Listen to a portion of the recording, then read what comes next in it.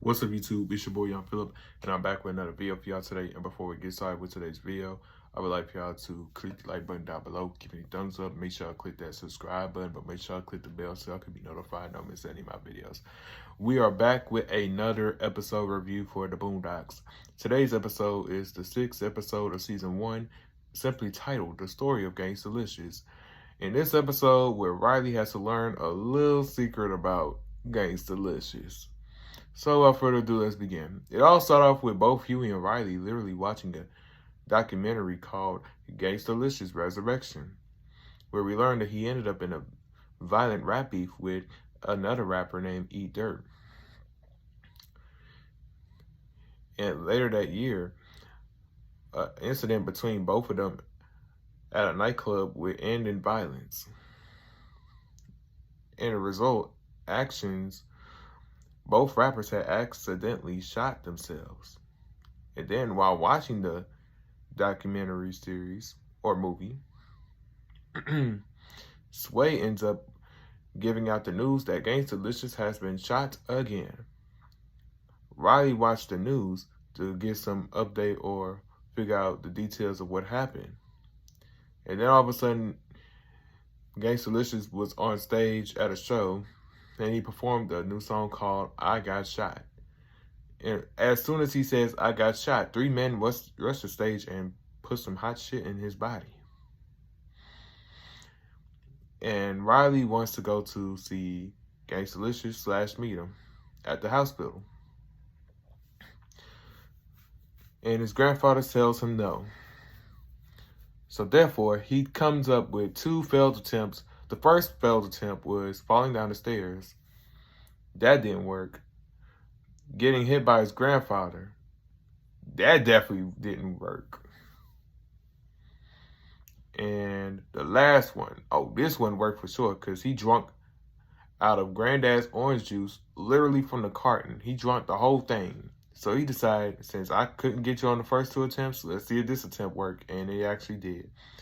So Granddad sends him off to the store to go collect some orange juice. And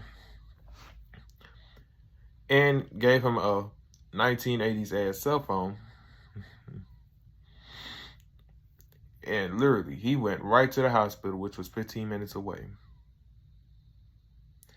And he goes to the hospital and he meets Gangstalicious. They chop it up for a while.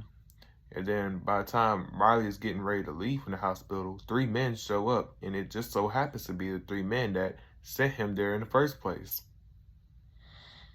And Riley gets down because he was sensing some trouble. And then Granddad ends up calling the phone. And then the 3 men hears the phone ring. And then it was sooner or later catch up to Riley. They like, hey, little homie, let me holler at you. Hey, what up, little man? Come here. And then back to Gangstalicious' room. He's on the phone talking about how it's bullshit that security is not there to protect him. He gets off the phone with them. And Riley shows up back to his room shouting the words while, like, out of breath running, like, niggas coming. And then Gangstalicious automatically knew something was not right. Because he knew they was coming to kill his ass at the hospital. And then they end up finding Uncle Ruckus. They draw the guns on him, wanting to know the whereabouts of Gangstalicious, but at the hospital. And sooner or later, they end up finding where they was at when they were trying to leave. Thanks to Uncle Ruckus' sellout ass. And then they tried to shoot the both of them. Gangstalicious pulls out his strap and try to shoot, but he ended up dropping the gun. And when Riley asked to figure, like, where's his gun, he literally tells the 8-year-old that he accidentally dropped the gun. And he's like, how you drop a gun, Gangstalicious? That's very not gangster. You a fraud. It's like going to heaven and finding guys smoking crack. But they managed to steal a ride off of somebody. And then it leads to a big chase. Meanwhile, back at the house, Granddad's still trying to figure out what's taking Riley so long while they're still watching the Gangstalicious Resurrection. And then somehow They end up having to stop due to traffic, and Riley's dumbass didn't wear a seatbelt. And let's see, bumped his head onto the thing in the car, almost where the glove compartment is, and all of a sudden, the shooters end up T-boning the hell out the car. And that somehow they managed to put both Gangstalicious and Riley into the trunk of their car and drive off into the woods. And this is the part where things get completely weird. Gangstalicious is tied up without any clothes. And then, actually, I'm going to just go ahead and skip past this part real quick, just to wrap this video up. They tied a bandana around his eyes after Riley witnessed a little something that just traumatized his little 8-year-old ass eyes. And then they tried to shoot him, but they missed. And then Gangstalicious took off, running off into the woods.